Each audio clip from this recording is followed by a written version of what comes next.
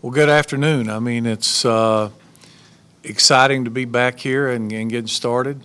Certainly, we're looking forward to the upcoming season. Uh, Last year certainly didn't end the way that we would have liked or planned for. And the great thing about college football is you get some do-overs.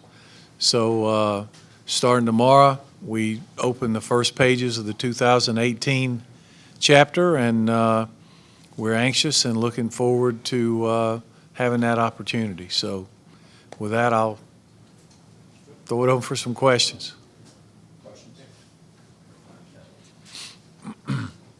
Coach, can you just talk a little bit about, I guess, kind of your expectations for camp? And I know it's changed a lot over the years, but kind of what you hope to accomplish over the next couple of weeks.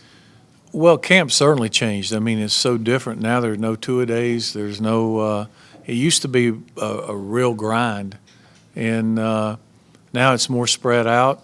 I think that probably what you hope to accomplish, and I feel like we got a good start on it in the spring, is you start to develop the depth and you get most everything in. In camp, really, the first week or two is just kind of rehashing and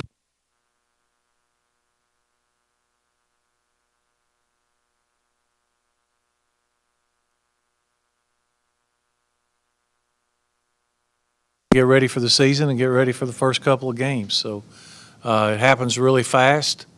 You're allowed 28 practices. I don't think most teams get the full 28. We'll be close.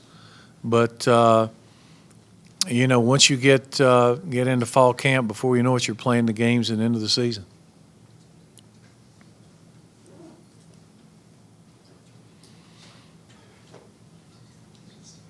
You talked about building depth in camp. I imagine on the offensive side of the ball, you have a pretty good idea of who your starters are.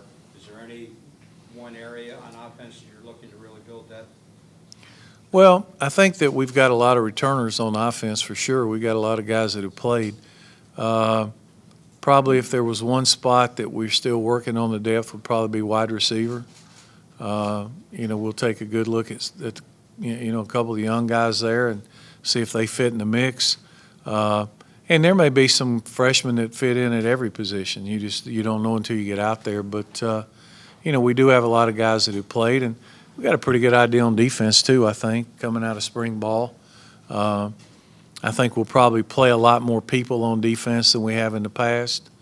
So a lot of guys will get opportunity to get on the field. More questions? I know you may not have a clear picture yet, but Kenny Cooper, kind of where he's at, I know he's a bigger guy, so that injury may take a little bit longer. Yeah. No, we know exactly where he's at. It's going good. He's ahead of schedule, and he's here in camp, so we've got a pretty good idea when he'll be available.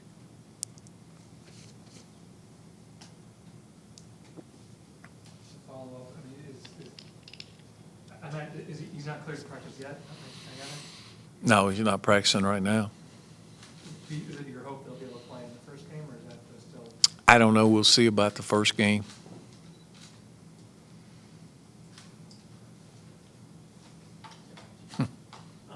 You and Andy got a thing going there, Kelly?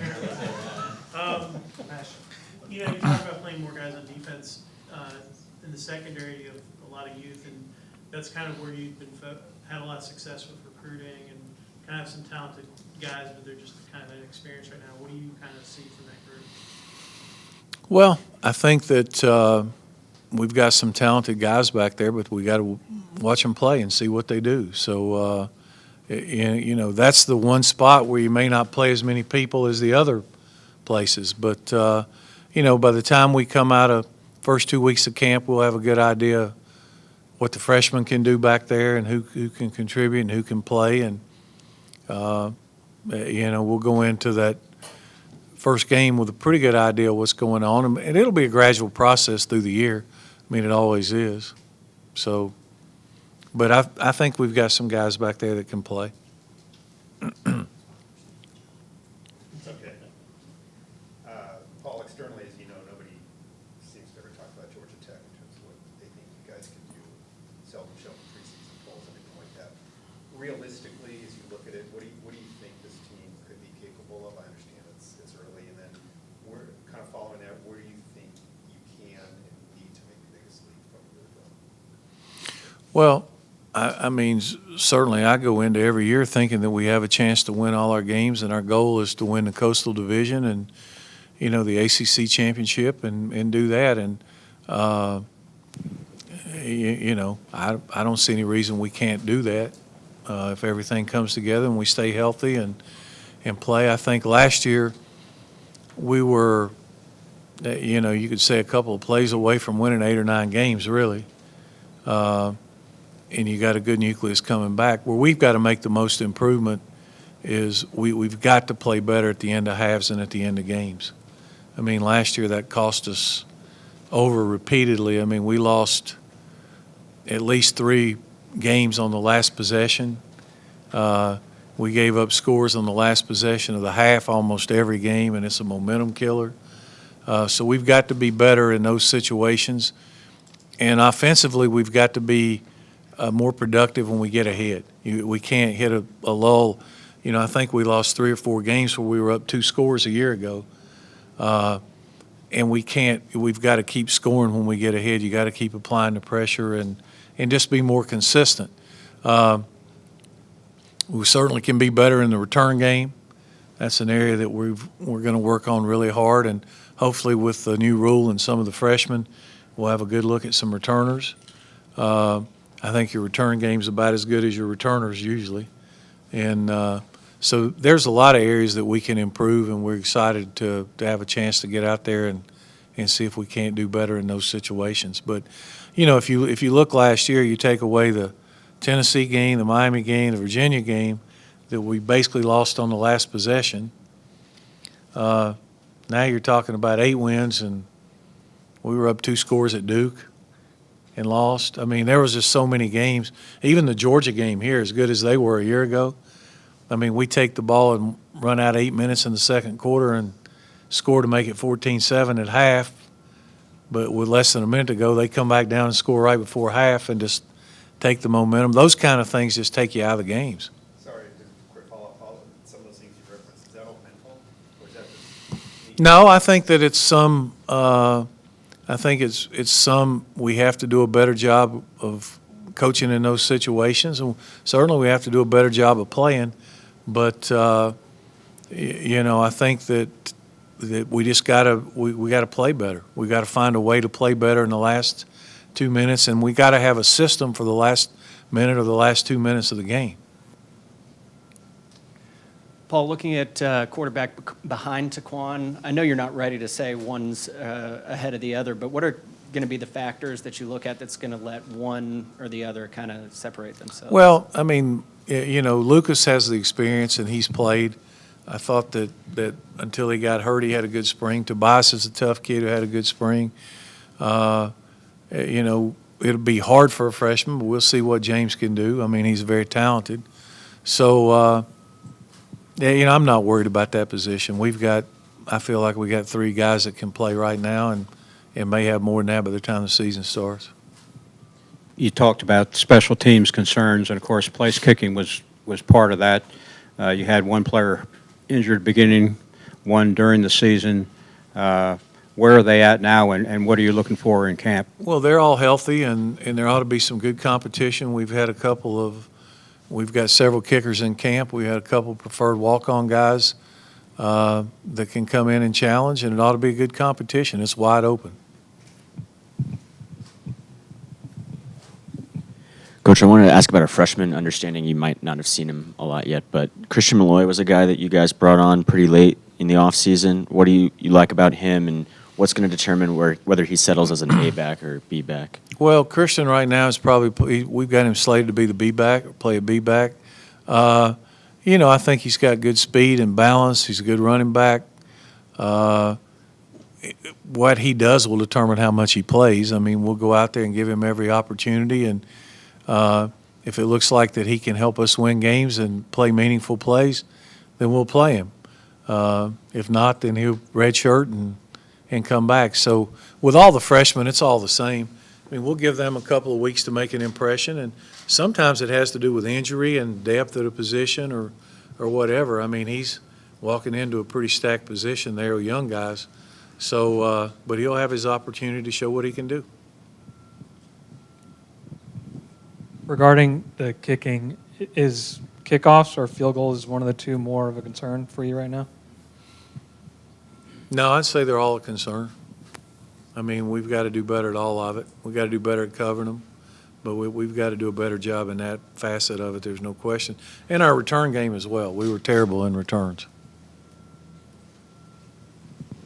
How close do you see the competition be back with Cravante and Jerry Howard in terms of Jerry's a guy that can do some different things maybe than Cravante, and it seems like you have two really good options. Yeah, they there. both had good springs. I think that I don't know that the competition is really close, but they're both going to play. I think Cravante can be a special back if he stays healthy, and certainly Jerry brings some things to the table. When he got in the games, he played very well. So you got those guys. You got Mason that we redshirted, who I think's got a chance to be a good player. We talked about Christian. I mean, there's several guys, so we'll sort it out.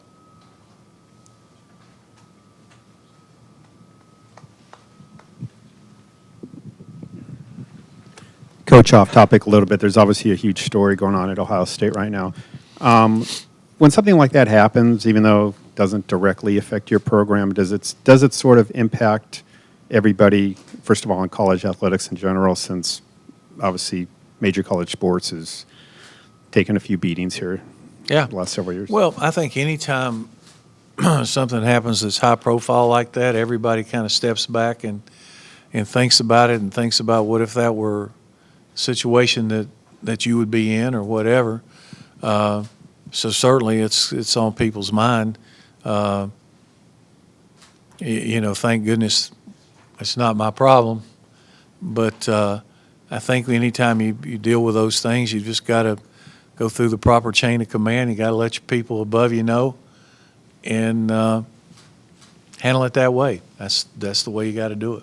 You said everybody takes notice of it. I mean, are there safeguards in place like here on Well, campus I or think something? that there's probably, we've got a system of reporting and those type of things. But anytime that something happens that with the program or with the staff or with anybody that's different, I go to the athletic director who then in turn goes up the chain. So we want to make sure that everybody has the information. And then if we have to sit down and make a decision, it comes from, more than one person trying to do it. We've certainly, last one on this, we've certainly seen a few situations with major programs in football and basketball where major scandal or there was lying that took place or athletic departments at university or presidents sort of, got down in the bunker and sort of protected the main guy involved, who was the coach, because the program generates a lot of revenue and everything. Now, there's a chance that happened here also. As a guy who's been involved in college sports for a long time at different levels, Southern, Navy, here, how do you feel about the fact that kind of stuff goes on? Well, you'd have to get into specifics to really make a comment on it. And but I think that we all probably know in coaching that no matter how well you're doing or what you're doing, the school in the university or whatever is bigger than you as a coach. And what's going to happen, I think most every case, they'll look at the facts, but it's their job to protect the university and the school. That's if you're the president, that's what your job is. And I think that most of the places that I've been, certainly here, it would be protect the school. I think the Naval Academy was that way right to the hilt, as you would expect it to be. And Georgia Southern as well. I mean, they might have different tolerance levels, but, I would think that you'll find that most presidents and most universities are probably set up that way. this seems like it might be the deepest roster you've had going into a camp in terms of just numbers at every position. It seems like you kind of got where you wanted to in terms of your class separation and depth. Do you feel kind of like that when you look at all the numbers and the various positions? Well, I think we're still, a fairly young team, but the fact that we do have the classes spread out somewhat, and like I said, we were all disappointed with the way last year turned out, and not getting to play a 12th game and not getting to do. I think everybody's just excited to get started again. Right from the first game a year ago, take nothing away from Tennessee, but we kind of gift wrapped that game, and it was, that's a game that we felt like we should have won. And then you go to the fourth or fifth game, and the same thing happens at Miami, and then it just kind of steamrolled, just kind of got away from us. So, we're looking forward to having a chance to play. Brutal schedule again. I think we got, 3 teams in the top 10. We've got some tough road games, so it'll be a challenge, but I think our guys are looking forward to having a chance to come back and play again this year. I know I am. Coach, and just kind of building on that, with all the newness here with the new apparel, new defensive coordinator, is this season kind of have any different feel for you in all the seasons you've had? Does this one kind of stand out any differently with some of the new technology, the locker room changes, all that? Does it kind of help this part of the season stand out to you a little bit? Yeah, well, I think there's some things going on. It's some things will be different, but no, I mean not really. It's I get excited every year for the season, and I told somebody whenever I get to the point where I'm not excited about it and looking forward to it, then I probably ought to quit. So it's right now I'm excited, looking forward to play, just like I was a year ago or whatever. I'm sure that the players are jacked up and excited about the new apparel deal with Adidas. They're waiting for the uniform unveil and all those kind of things, and they get caught up in that a little more than I do. You have a couple of tough road games in the beginning of the season, South Florida, Pitt. Do you think those games will set the tone for the season for your team? Well, it's a cliche, but I talk to our guys all the time about taking it one game at a time, and sometimes what we'll do is if you get a little farther than that, we try to break it down by the month. And I tell them that you got to take care of September and October for the games in November to matter. So certainly, you want to get off to a good start. And as you said, right off the bat, Game 2 and Game 3 are on the road against pretty good opponents. So we'll find out where we are pretty early on. You mentioned in Charlotte that you had mixed up or changed up the coaching assignments for special teams for the groups. Mm-hmm. Can you shed a light on that, and also kind of what prompted you to go with which coach with which unit? Well, the reason I changed it up is because we weren't very good. And so I thought we'd give some different guys some different opportunities. And, we'll get that to you at some point. I don't know that I'm ready to give that to you right now. All the coaches work on the special teams. It's really just kind of who's in charge of leading the group. And what happens, we have one coach like Lamar Owens does the punt team, and then Lamar heads up all the practice and he sets it up. So typical for us is we practice special teams every day. We usually do punt every day, and then we'll rotate the others. Like one day we might do punt and punt return. The next day we might do punt and kickoff. Then we might do punt, kickoff, return. And then on Thursday we do them all, and Mondays we do them all. So, we get a lot of work on special teams. You wouldn't know it by watching us sometime. Hey, Coach. An odd logistical question here. The fact that you're playing South Florida on, September 8th, given what we've had in the past where there's been, hurricanes that show up in September, do you guys have to be mindful of that in terms of what the potential of that and what contingency might arise if a hurricane were to ever come when you go to Florida that early in the season? Right. Well, that's probably way down on my list to worry about is a hurricane, but the biggest thing I'm concerned about on September 8th in Tampa, Florida, playing at noon, it'll only be about 110. So you better have a lot of guys ready to play. you're not gonna get through a game unless you rotate and have a lot of guys ready to play. So that's something that we'll try to push towards, and during camp and during practice, we'll try to get as much in the heat as we can. The only way I know, having coached down in Statesboro for a long time, I've seen plenty of teams come down there and melt, and the only way you can get used to it is by practicing in it and doing it. So we'll be outside every chance we get in the heat. Coach, you mentioned this tough schedule. How familiar are you at this point in the season with returning personnel and even returning starters from other teams on your schedule? I think the majority of the teams, but the schedule here, once our league got so much better, and I think it's way better than when I first started here. It's not even close from top to bottom in the league. And so the nature of our schedule is, unless they're having terrible years, I mean, you already got 2 top 10 teams that rocked in every year with Georgia and Clemson. All right, so you're going to play them. Now everybody likes Miami, so they're in the top 10. Virginia Tech is historically top 20. So you're going to have those 4-5 teams, depending on who the crossover game is. And then if there's another team or two that's up in the league, I mean, you're going to have a chance to play 7 or 8 ranked teams in a year.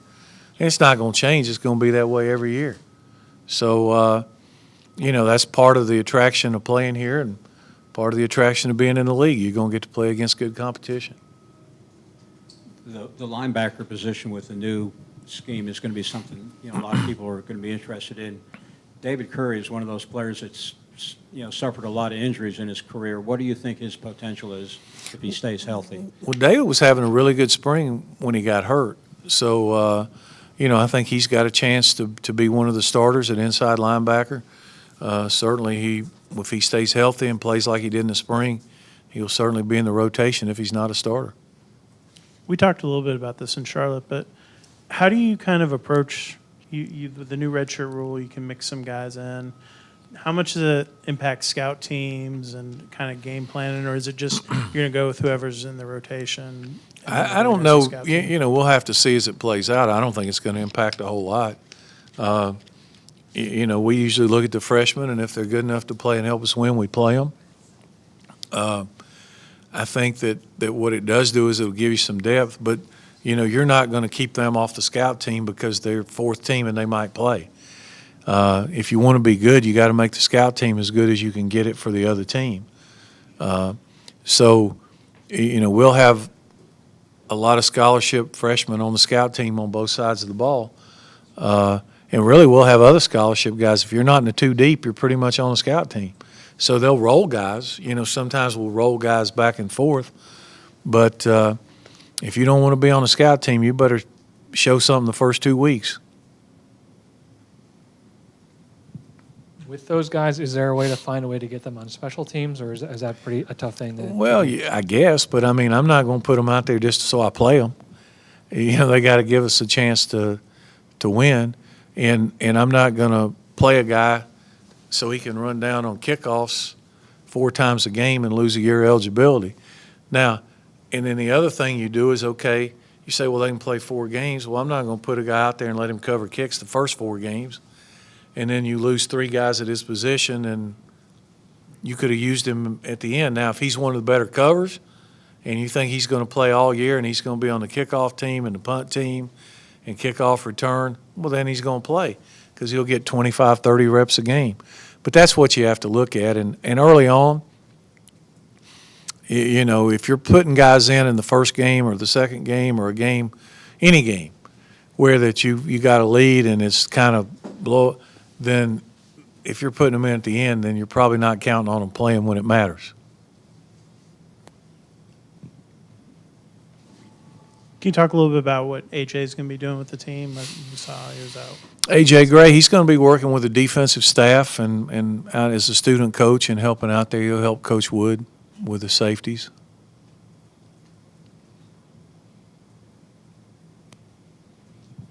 You mentioned at the beginning about how you think that more defensive guys will play. Is that stemming from Nate's philosophy of just wanting to use more guys? Or? I think, yeah, it's just, Coach Woody wants to play more guys. And, And honestly, I think it's sometimes the nature of being a little more aggressive and that kind of thing maybe.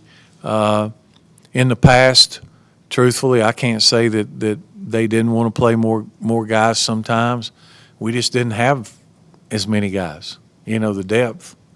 When, when there's a drop-off from here to here, as a head coach, the last thing I want to do is look out there in the last drive of a half and see your two best players not playing, or whatever.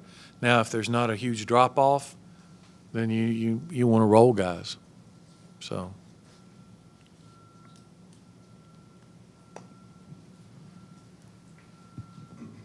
We good? Time for about 2 or 3 more for Coach Johnson. Where do you see Justice Stengel kind of fitting in it for camp? I don't know. He was recruited as a linebacker. Probably start him at Jacket or somewhere as a linebacker, and then we'll see where he goes. How will this new defense showcase your linebacking core? Well, I just think that there's 4 guys out there as opposed to 2. They've got a lot of different ways to blitz, a lot of ways to come from different directions, those kind of things. It's, the outside linebackers probably are going to be some of the better pass rushers. So it's just a different scheme.